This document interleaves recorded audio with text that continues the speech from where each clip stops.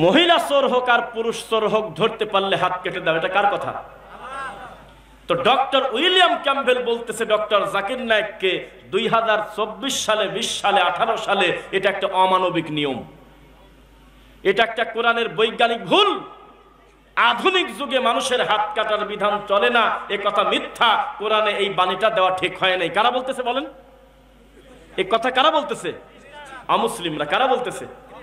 অমুসলিমরা বলতেছে ইসলাম ধর্মে এই নিয়মটা পরিবর্তন করা উচিত, ওই কয়েকটা পৃষ্ঠা কেটে দেওয়া উচিত। বলুন তো কেন?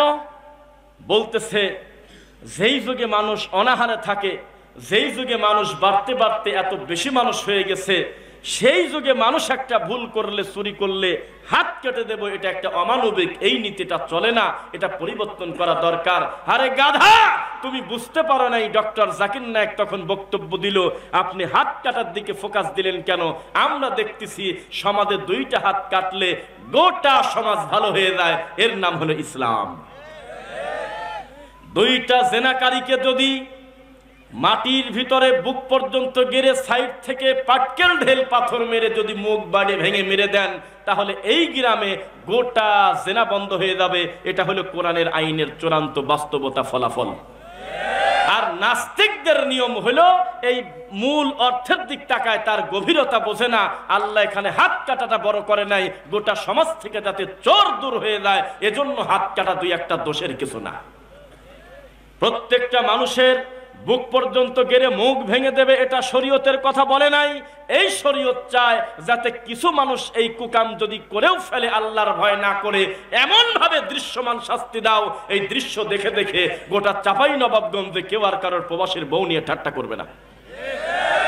ইসলামের বিধান মানেই হলো হাতে হাতে ফলাফল। বোঝা কি যাচ্ছে? শুনতেছেন? তো এবার একটু রেডি হন। শক্ত কথা, আমি আপনাকে খুশি করতে পারবো না, খুশি করা কঠিন। আমাকে যদি চর বাগডাঙ্গা আপনি দেখে থাকেন গতবার, তাহলে আমি তার চাইতে বেশি গুরুত্ব নিয়ে আজকের পুরো বক্তব্য দেব। আল্লাহ তুমি তৌফিক দাও, আল্লাহুম্মা আমিন। তাকান আমার দিকে। আহলে হাদিস নাম নিচ্ছেন যে আমি বংশীয় আহলে হাদিস, কিন্তু আপনার এলাকার মাহফিলের প্রধান বক্তা হলো লিপস্টিক হুজুর। আপনার বিষ্ঠা মরে যাওয়া উচিত, তবে বলবো না করেন, কারণ এটা হারাম, আত্মহত্যা জায়েজ নেই। আহলে হাদিস সমাজ বক্তা খুঁজে না পেয়ে পুষ্পা হুজুরের নিয়ে আসে। আর এই পুষ্পা হুজুরের কারণে আমি আসতে পারলাম না চন্দ্রনারায়ণপুর, চাঁপাইনবাবগঞ্জ। যদিও 2টা ছিল একদিনে, কানসাট আর চন্দ্রনারায়ণপুর। ইমাম সাহেব বলতেছে আমাকে ক্ষমা করেন, আপনি মাহফিলে আসেন না, মাহফিল ক্যান্সেল। তবে মাহফিল হবে, আপনি আসা যাবে না। এলাকায় ভোটাভুটি হয়েছে, পুষ্পা হুজুর জিতে গেছে। নারী বিশেষজ্ঞ হুজুর জিতে গেছে। ওই হুজুরের ভক্ত বেশি। ওই হুজুর আনলে দাঁড়ার উপরে 80,000 টাকা দিয়ে দেবে, এমন লোকের অভাব নাই। আপনি আসলে 40,000 টাকাও দিবে না। কামরা কামরি বেছে ভোট হয়ে ভোটে রায় হয়েছে। ঠিক আছে, এই পুষ্পা হুজুরের আপডেট ডেলিভারি শুনবো আমরা। আমিন দিয়ে কয়দিন আহলে হাদিস টিকায় রাখবেন? মানহাজ বুঝতে হবে, আকীদা বুঝতে হবে। পৃথিবীতে ভাই ভাই এত বড় যুদ্ধ হয় নাই, গ্রাম গ্রাম এত বড় যুদ্ধ হয় নাই। ধর্মীয় যুদ্ধ যত কঠিন, লা ইলাহা ইল্লাল্লাহর চাইতে বড় অস্ত্র পৃথিবীতে নাই।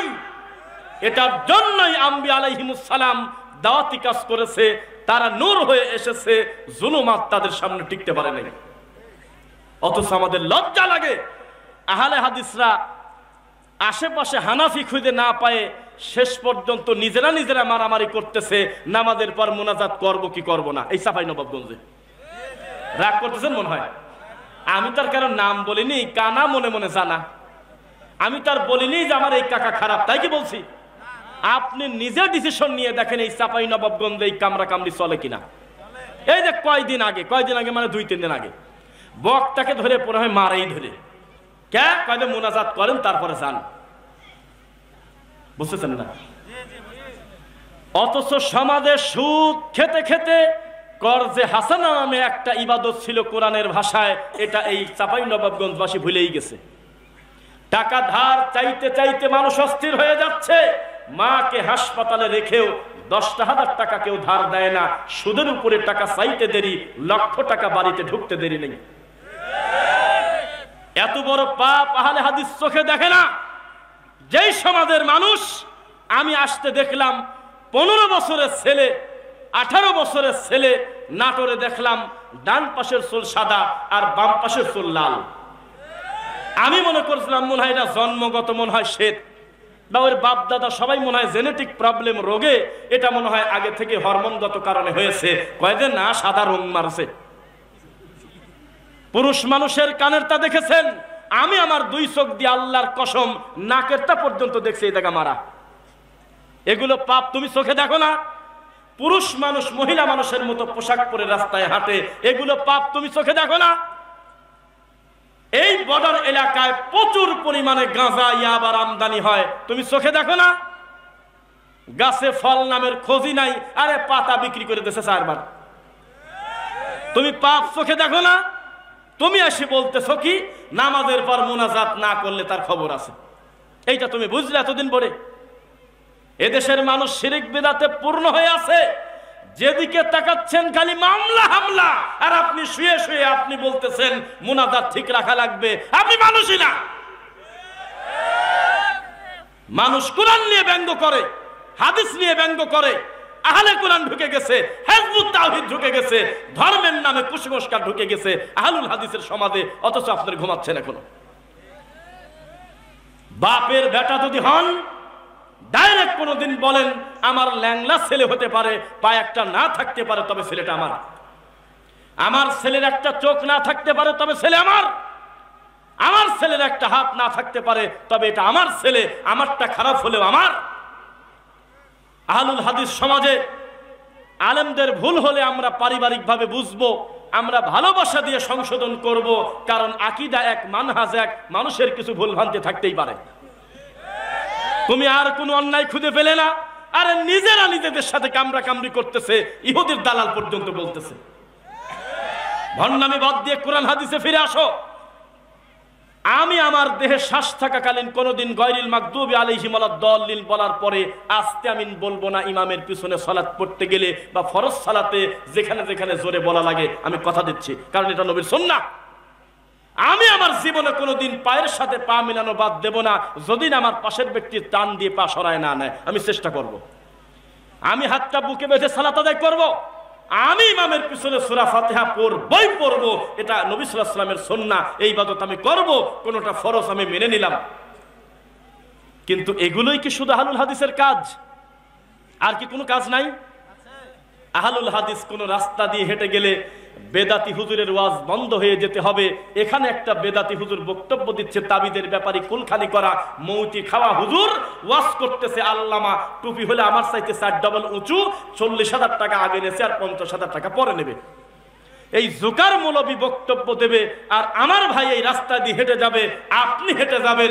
ও যদি দূর থেকে এখান থেকে দেখে ওই যে একটা আহলে হাদিসের অনুসারী হাঁটে গেল, এটা যদি দেখতে পারে তার ওয়াজ বন্ধ হয়ে দেওয়া লাগবে। এর নাম আহলে হাদিসের প্রভাব। ওই বেদাতি হুজুর আর বক্তব্য দিতে পারবে না। নরসিংদীতে গত 2 বছর আগে, এই যুবক ভাইরা কথা বলবেন, একটা অহেতুক কথা আমি এই মঞ্চে বলবো না ইনশাআল্লাহ। গত 2 বছর আগে নরসিংদী নাম শুনছেন? সেখানে একটা বেদাতি হুজুর বক্তব্য দিচ্ছে। ওরা তো মা আমেনা বলে। ওরা কি আমেনা বলে? আমেনা কি মা না নবীর স্ত্রীরা মা? কথাই বোঝে না। ওয়া আজওয়াজুহু উম্মাহাতুহুম, নবীর বিবিরা হলো তোমাদের মা, কিন্তু তার মা কি মা? তো বলতেছে মা আমেনার পেটে যখন আমার নবী সাল্লাল্লাহু আলাইহি ওয়াসাল্লাম ছিল, তখন রাস্তা দিয়ে যখন হেঁটে যেত পাহাড়রা পর্যন্ত হেলে দুলে আমেনাকে সালাম দিত। শুনছেন? এই কথা যখন বেদাতি হুজুর বলছে, ঠিক পাশ থেকে ছোট্ট 18 বছর, 20 বছর, 15 বছর আমার এই ভাইয়ের মতো একজন দাঁড়িয়ে বলতেছে, হুজুর রাগ করবেন না, দলিল কোন জায়গা?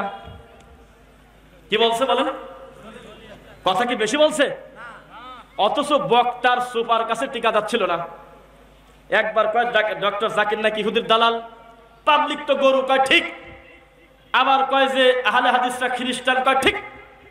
হঠাৎ করে যখন একটা কথা খালি মুখ দিয়ে বলছে, হুজুর এ যে আমেনার পেটে যখন আমার নবী ছিল পাহাড়রা মাথা নত করে সেজদা দিত, সালাম দিত, এটা আছে কোন হাদিসে?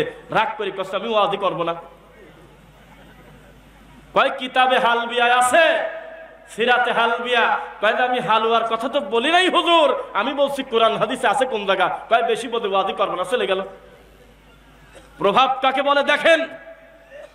আজকে আমাদের দুঃখ হয়, লজ্জা হয়, লোকজন বেশি জমা করানোর আশায় টাকা কালেকশন যাতে বেশি হয় এই জন্য হেলিকপ্টার হুজুর নিয়ে আসে, আর ফেমাস বক্তার নামে মিথ্যাবাদী ভণ্ডকে নিয়ে আসে আহলে হাদিসের সমাজে। পরিবর্তন হতে হবে। লজ্জা থাক নাই তোমার, আকিকা দিয়ে তোমার নাম পরিবর্তন করে বেদাতি রেখে দিও, কারণ তুমি নিজের ঘরের আলেমকে মান দিতে জানো না। এই রাজশাহী চাপাইতে শত শত মাদানী আলেম আছে, ডক্টরের ডিগ্রিধারী বিদ্বান আছে, ডক্টর আসাদুল্লাহ গালেব স্যারের মতো আল্লাহর নিয়ামত আছে, শায়েখ আব্দুর রাজ্জাক বিন ইউসুফ হাফিজাহুল্লাহর মতো উজ্জ্বল নক্ষত্র আছে, ডক্টর মুজাফফর বিন মুহসিনের মতো এত বড় বিদ্বান আছে, এখানে আলেমের অভাব নাই। আর আপনি যখন দেখি সমাজটা আহলে হাদিসের রাজশাহী চাপাইয়ের মতো জায়গায় বেদাতি হুজুর লিপস্টিক নিয়ে আসে, তখন আমার লজ্জায় মনে হয় এদের আকিকা দিয়ে নাম রাখা উচিত খয়রাতের বাচ্চা। এই কথাগুলো কেউ বলবে না, কারণ অন্য বক্তা কেমন এই সমালোচনা আমি আমার জিন্দেগিতে করে নাই। আমার ভাইদের ব্যাপারে বেদাতির আমি ধুয়ে ফেলে দেব, কারণ এটা আল্লাহর দ্বীনের কারণে। কিসের কারণে? কিন্তু আমি আপনাকে দায়িত্ব নিয়ে বলতেছি, আমাকে সম্ভবত আমার দায়িত্ব আমাকে নিতে হবে। আল্লাহ আমার অন্তরের খবর জানে। আমি বক্তব্য দিতে গিয়ে 3 মিনিটের জন্য এটা মাথায় থাকে না যে এদেরকে খুশি করতে হবে আগামীবার যাতে আমার দাওয়াত দেয়। আমি আপনাকে বলতেছি, মানুষ হলে বক্তারা হলে পাম দেয়। গতকালকে একটা বক্তা আমার পূর্বে বক্তব্য দিয়েছে, তার নামের আগে আছে ডক্টর, সে চলে গেছে ফরিদপুরে বক্তব্য দিতে। বক্তব্য দেওয়ার আগে বলছে, হুজুর এটা কিন্তু আটরশির এরিয়া। কিসের এরিয়া? কিসের এরিয়া? আচ্ছা, ভিতরে কি মাইক কি খারাপ নাকি? হ্যাঁ, তাহলে একটু ঘোরায় দিক, কথা বোঝা যায় তো?